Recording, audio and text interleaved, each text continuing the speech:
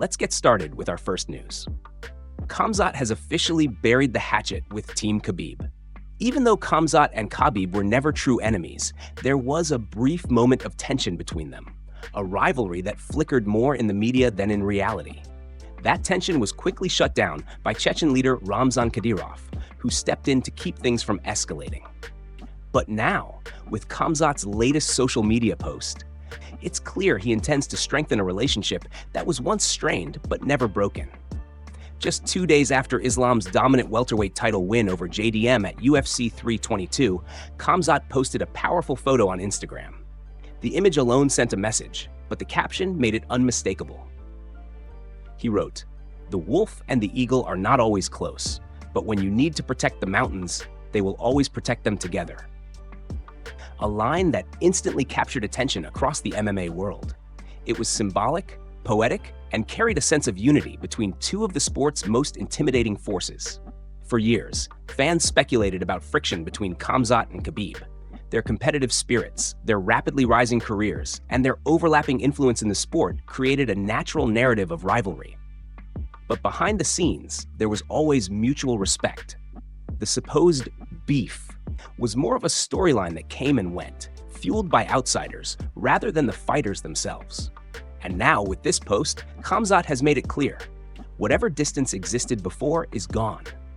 This move comes at a time when the MMA landscape is shifting.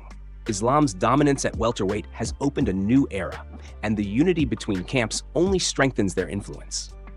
Khamzat's message reflects not only respect for Khabib, Islam, and their entire team, but also a deeper understanding of loyalty and legacy. The wolf and the eagle, two symbols of strength, standing together when the mountains need to be protected. It's a statement of brotherhood, of power, and of shared purpose. As the MMA world reacts, one thing is certain. Moments like this remind fans that beyond the hype, beyond the rivalry, there is respect. And respect, when earned, is forever. Move on to another news. Bisping and Paul Felder recently broke down how Islam managed to mentally break JDM at UFC 322. And according to Bisping, it was clear from early in the fight that something was off. On the latest episode of his Believe You Me podcast, Bisping explained that he initially thought JDM might perform well because of how he looked in the Belal Muhammad fight. But the moment Islam stepped in, everything changed. Islam shut him down completely, dominated every exchange, and turned the fight into pure one-way traffic. JDM just wasn't in it. Bisping said he genuinely felt for JDM as the rounds went on. Between rounds, his corner was practically pleading with him, demanding, "What are you doing? Stop playing half guard. You've got to go at him." It wasn't just advice, it was almost frustration pouring out. But JDM sat there looking defeated, looking drained, looking like a man who knew he was trapped. Felder agreed, pointing out that JDM's expression wasn't one of a fighter ready to rally back. It was the face of someone who had hit a wall he couldn't get through. And it wasn't about toughness, because JDM is as tough as they come. It wasn't about heart, because he has plenty of that too. This was something deeper. This was the moment a fighter realizes that nothing he's trying is working. Everything he prepared for feels useless. And the man standing across from him is shutting down every idea, every opening, every hope for momentum.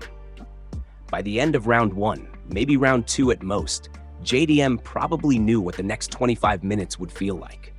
A half hour of survival, a half hour of trying not to get choked out, a half hour of desperately trying to stand back up only to feel the sting in his calf from Islam's relentless kicks. Every second of the fight added weight to the pressure. That's when the mental break happens. Not with a tap, not with a knockout, but with the quiet realization that the other guy is in complete control. Islam didn't just outstrike or outgrapple JDM, he overwhelmed him. He suffocated him. He took away his confidence and left him distraught. For Bisping and Felder, the fight wasn't just domination.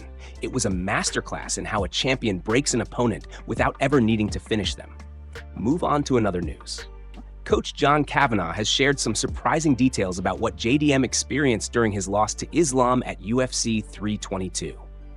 Speaking with Ariel Helwani, Kavanagh explained that he was actually out with JDM the night before, and during their conversation, JDM admitted something he hadn't publicly talked about yet.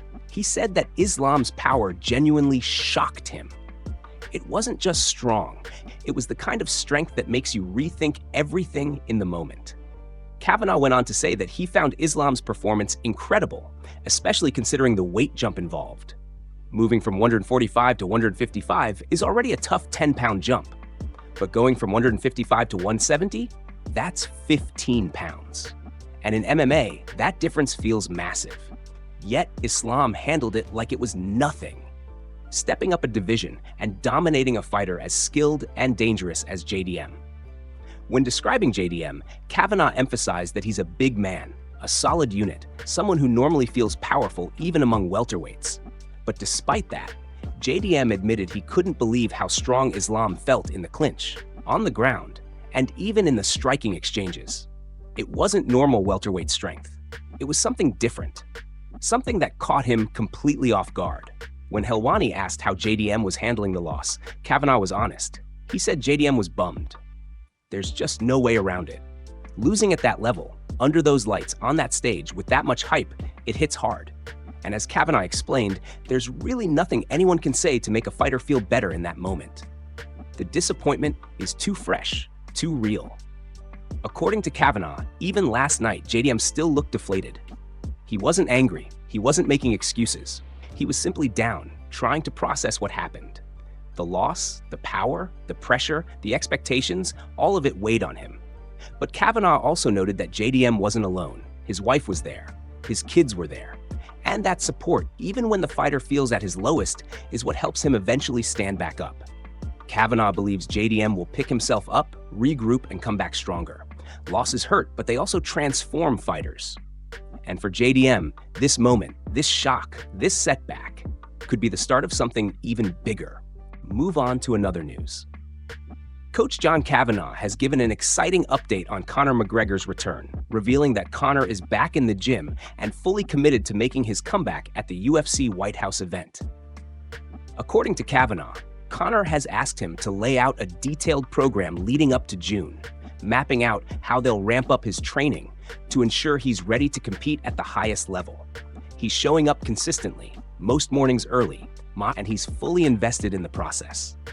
Kavanaugh described Conor as having fun with the training again, but also completely focused.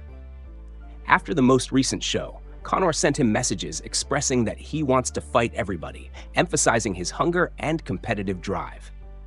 From a training perspective, Kavanaugh has been tasked with assembling a team of suitable training partners to help Conor prepare.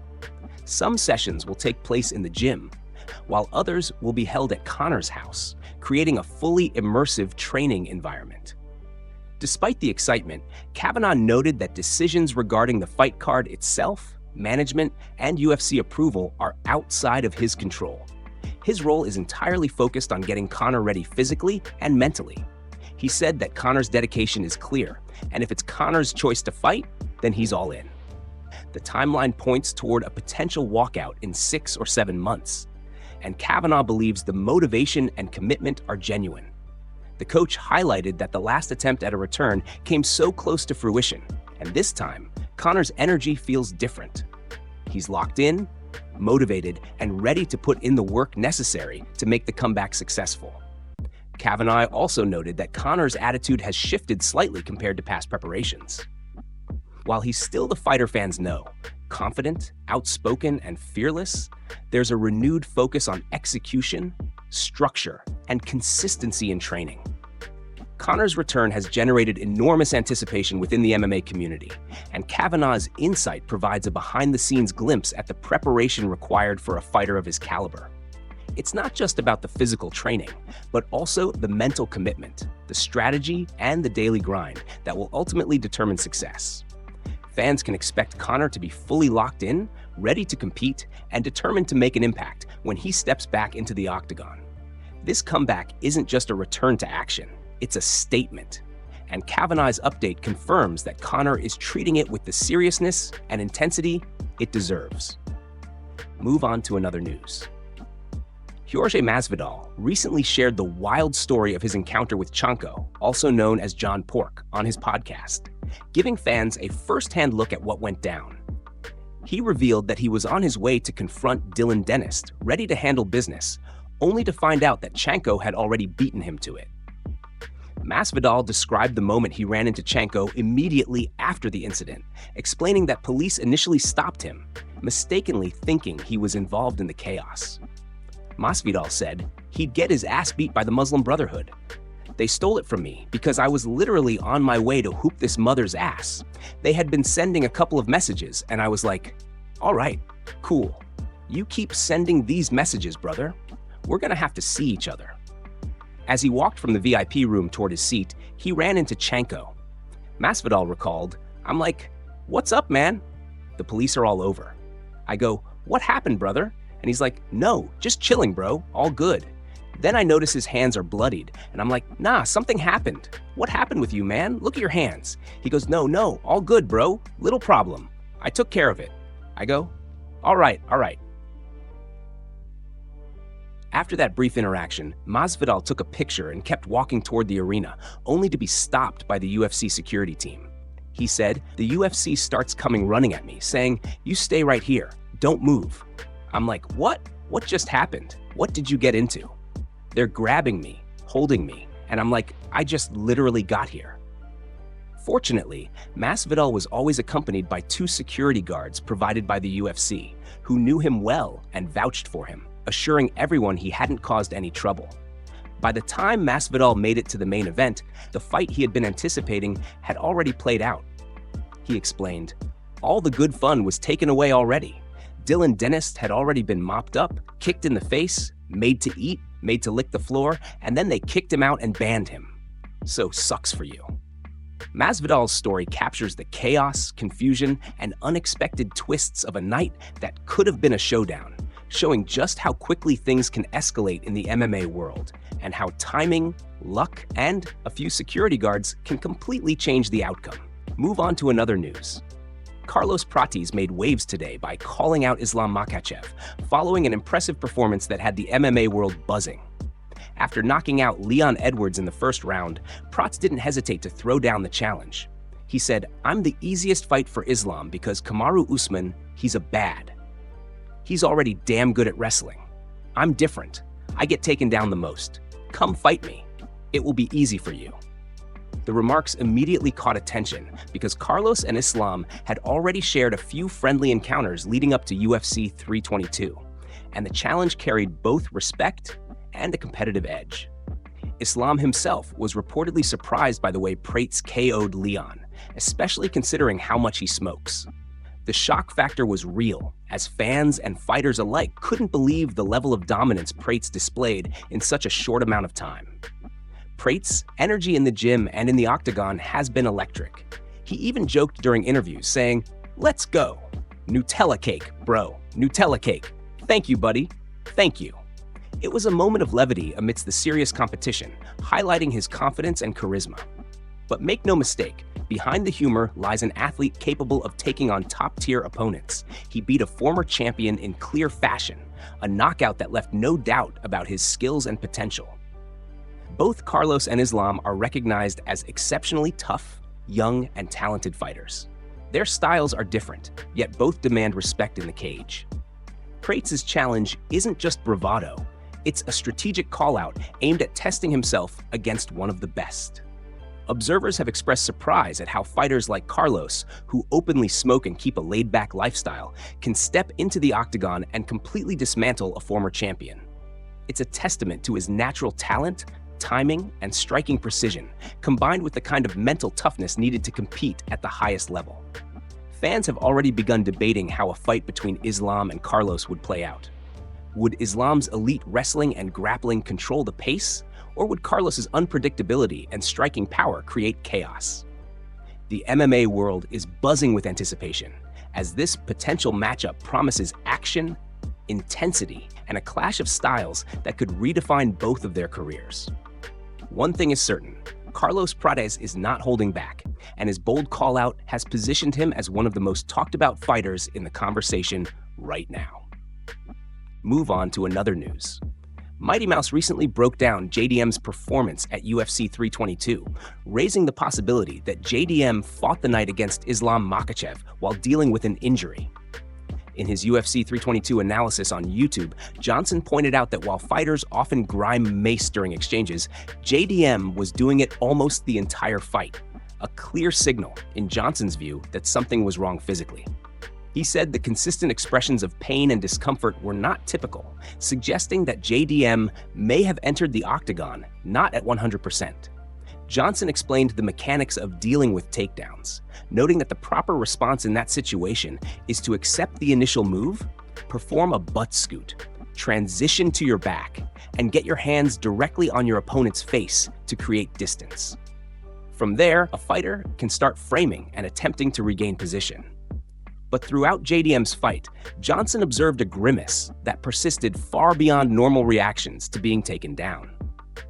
It was visible in almost every exchange, indicating that JDM could have been compensating for a lingering injury while still trying to compete at the highest level.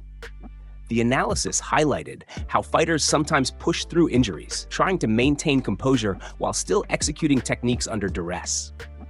Johnson noted that while it's possible he could be wrong, the visual cues were consistent. The face of a man who was physically compromised, yet mentally fighting to stay in the contest.